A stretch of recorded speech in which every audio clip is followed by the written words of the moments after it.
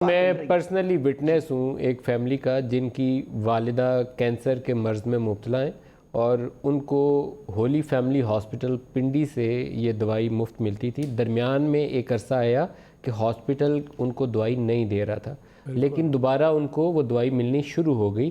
ابھی مجھے لیٹسٹ نہیں پتا پچھلے 3-4 ہفتوں سے کہ وہ کنٹینیو کر رہی ہے کہ نہیں, لیکن ایک 3-4 ہفتے کا درمیان میں پیریڈ آیا جس میں وہ دوا نہیں مل رہی تھی. وہ ہو سکتا ہے آپ کا آڈٹ چل رہا ہو سکتا ہے کمپنی کا کانٹریکٹ ختم ہو گیا ہو, وجوہات آپ ہی بہتر جانتی ہوں گی, لیکن یہ درمیان میں 3-4 ہفتے کے لیے پرابلم آئی. میں خود وٹنس جی میں آپ کو یہ بتا رہی ہوں, میں آپ کو یہ بتا رہی ہوں کہ ہم نے بالکل کانٹریکٹ نہیں ڈسکنٹینیو کیا. نوارٹس نے غلطی کر کے روکی اینڈ the MD said, انہوں نے MD نے جس نے ای میل بھیجی ہے وہ ای میل ہم نے ایویڈنس دیا ہے ان اسمبلی کہ اس نے کہا کہ یہ بالکل ڈسکنٹینیو نہیں کرنی.